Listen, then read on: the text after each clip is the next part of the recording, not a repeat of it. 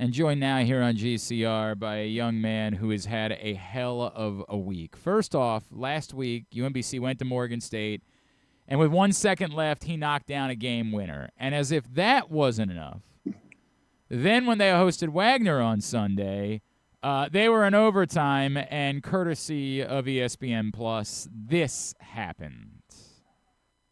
Screener for this game-winning shot. Here comes DJ there. Armstrong. That's the buzzer! He's done it again! 2 in a row!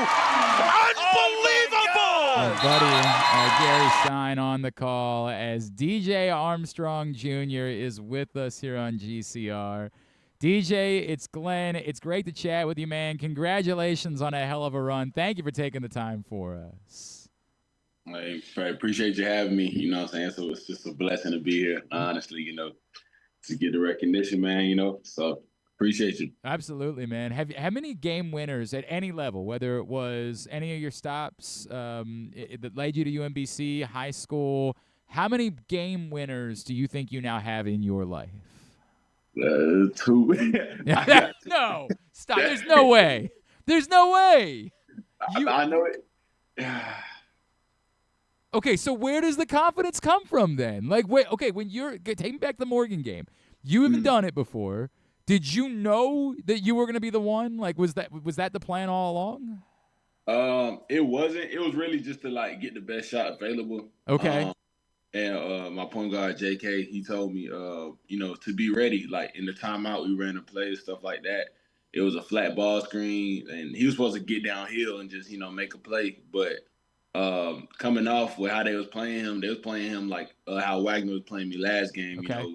Trying to lock me, not trying to let me get the ball, stuff like that. So he basically, made the decision and told me, be ready, the ball coming to you, I'm gonna flip it to you and you shoot it, you make a play. So that's pretty much what happened. It wasn't supposed to be for me, but everybody, my teammates, they have all the confidence in me, sure. Just like I have the confidence in them, so it was all about the trust and confidence. I work on that shot. I am a shooter, so it just all felt good. It felt good in the flow. So yeah. Okay, so then after that, at the end of the Wagner game, did you guys decide? All right, well, we saw what happened the other night. We got to go back to DJ in this spot. I feel like and it's crazy because I'm gonna keep talking about JK because he usually always has the ball in that situation to give me the ball. So even at the end of the second half, I we came off roll plays and stuff like that, and he looked straight towards me for me to end the game just like I did at Morgan. And coming out to in the overtime, the same thing happened. We ran out of bounds play, and then he looked for me. It's usually always him who gives me the ball. So he looked for me. I got it and just made a play. I made an amazing play.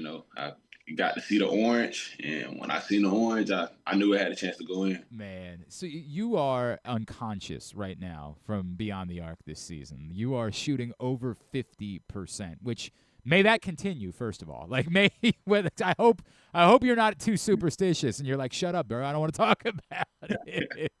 But when you're in a zone like this. When you release the shot, do you know, do you, when it's out of your hands, do you know, oh, that one felt good?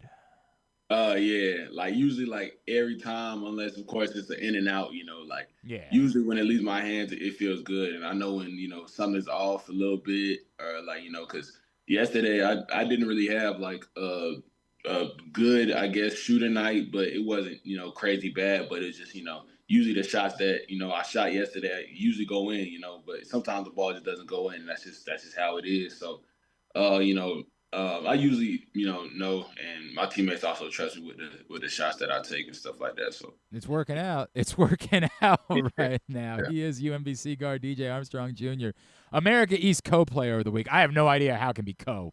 We got to really look into that and get a deep investigation on how anyone could be in the same boat. He's with us here on GCR. DJ, I want to talk about you, right, and your path here. I think a lot of people know your father and the lengthy career he had in the NBA. Did you always know that, basketball was your thing? Was it Like, do you remember the first time you dribbled a ball? Like, was it always basketball for you to get to this point? Yeah, it was always basketball. You know, I don't know how early my pops put the ball in my hand, you know, but from to when I can remember, like, you know, actually, like, you know, really loving basketball, like, you know, messing with basketball, like, you know, I enjoyed this at first was probably around like fourth grade. It might have been fourth, fifth grade, and you know, like my mom signed me up for a rec league, little smooth rec league.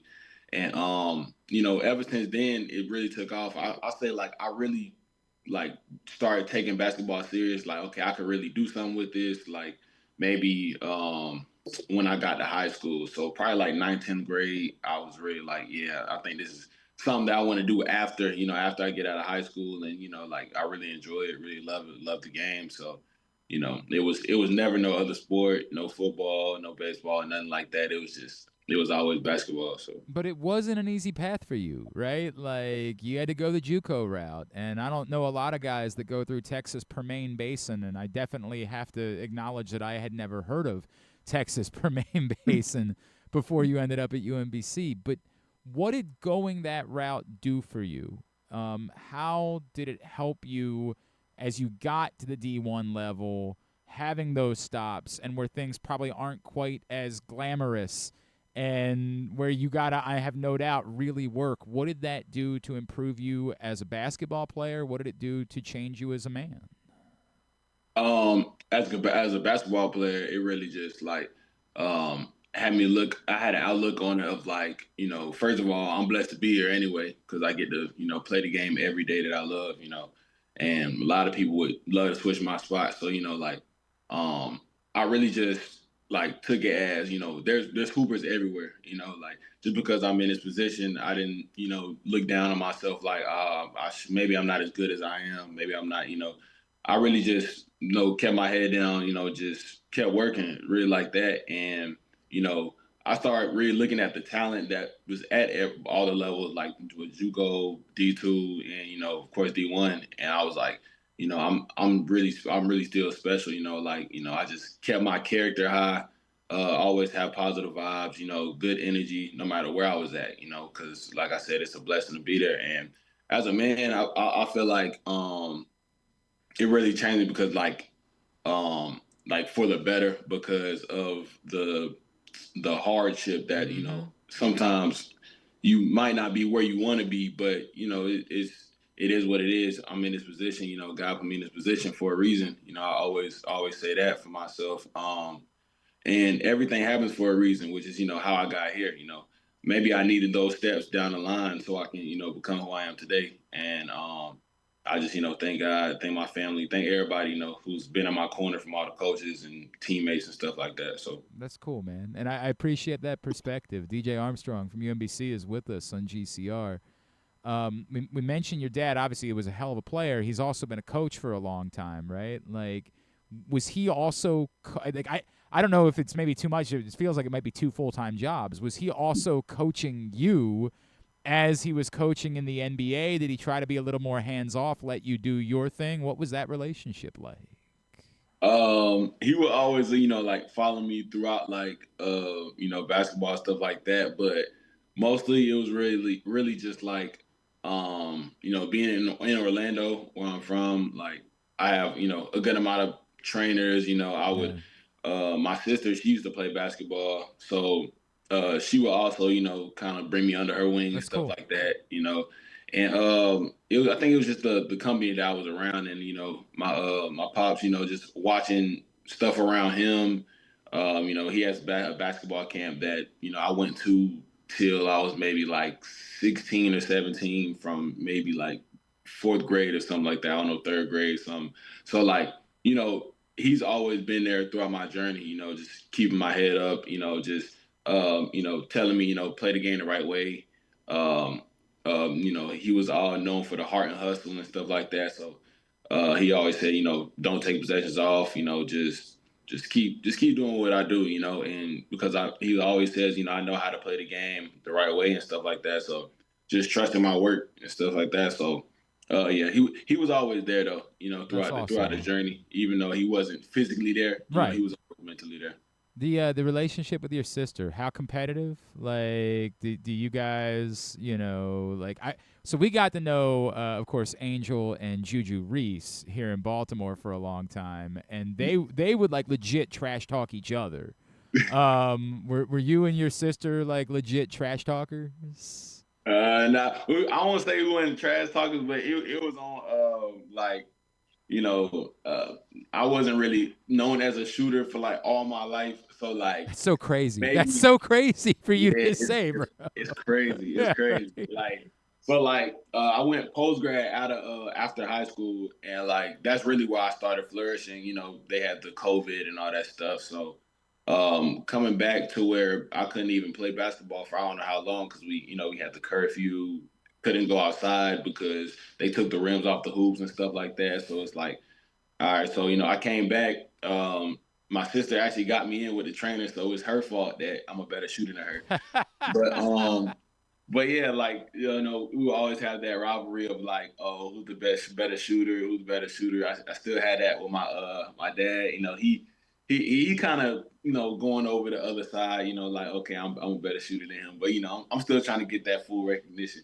But it was never like trash talk. Because she would always help me, and she would always challenge me, and still to this day, like she'll always try and challenge me. Like yesterday, during the Wagner game, she's texting in the family group chat. I look after the game that she's in the family group chat, trying to give me tips and stuff like that. So it's always, she's always in my That's corner cool, and man. stuff like that. So What a cool relationship that is. yeah. The UMBC part of this, right? Like, I'm assuming you knew at least that they had like won a game over Virginia in the NCAA tournament a couple years ago. But did you know much of anything else at all about UMBC? How did this happen that this ended up being the place for you?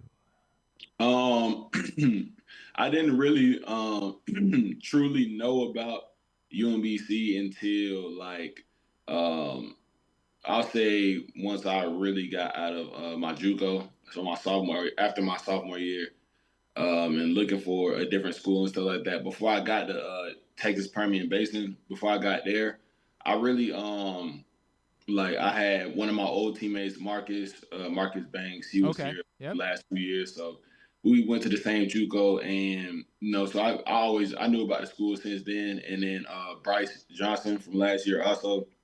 We're from the same city. We played against each other in high school, so I kind of taught them a little bit about how the place was. They told me like I really love it here and stuff like that. So when I came on my visit in around like I want to say May, around something like that, I came here and I really enjoyed like the coaching staff. The coaching staff, like they all want to win. I love to be around like a winning culture, however it is, and they also told me like they're trying to flip this around because, the past 2 seasons hasn't been, ideal for, UMBC. So I came here and, they made me feel welcomed, like it was very welcoming. The community, everybody was just cool. It just seemed like, a good vibe, a good, positive energy. He said he wanted guys based off their character and like, off unselfishness and stuff like that, and who's tough and are coachable. So like with him saying that, I was like, I think this is gonna be the spot for me because that's just some the values that I value also. Man, and it's working out so far. We like where it's headed. You guys went to Maryland and played an exhibition game, right? Mm-hmm. What I know it didn't end up going your way, but what did that do for your group and the belief in what you all were capable of doing to go to a place like that, play the way that you did, and really maybe should have won that game even if it was only an exhibition? I think that was a big, I guess, turning point in how we viewed each other, because of course we always think we're good, like we can do something special, and coach is telling us like like we can make that happen and stuff like that. But I think actually going out there and competing with them and could have won, it was a couple of possessions, like Yep. and I think it made us really look at ourselves and be like we're actually we can really do this, and we can't like go lower than the level that, we think we are now. Like, now that we practice, we got to practice 10 times better and 10 times harder than we actually did, because we can't BS it. We have to go. We just got to go. And with what Coach was saying, is like, he's not one for the moral victories, you know what I'm saying, stuff like that. So now we got to up our level, because now he's going to up his level, because he sees how good we can really be, with a big oversized, Maryland team than us and stuff like that. So it was good to have that experience, and, not only just play and be like, okay, we lost by 10, 15, okay. But to say, like, we really could have won that game, against a very good team. And now you get a couple more chances, right? You get an A-10 opponent on the road this week in George Washington. There's a game at Georgetown here in a couple of weeks. A couple more shots to show the world what UMBC basketball is all about. DJ Armstrong, man, are you on Instagram, Twitter, that we can give people a plug? Tell them to go give you a follow. Yeah. Instagram is Daryl Armstrong Jr. And then my Twitter or X is DJ5 Armstrong. Awesome, man. Dude, may there be 100 more. I can't believe you said I wasn't that great of a shooter. I can't believe you never had a game winner. Like, you couldn't look more comfortable. You couldn't look more natural. And may there be about 100 more of them coming for you this season. If that's how we get the win. Right, yeah. Or just win them real comfortable. You don't need buzzer beater. Yeah, that too. I know my coach got gray hairs. He's losing hair. He's losing hair now.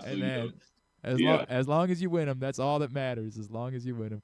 DJ, congratulations on an awesome start to the season. Look forward to catching up with you as the year goes on. Thank you for doing this with us. Yeah, I appreciate you for having me. It's a blessing.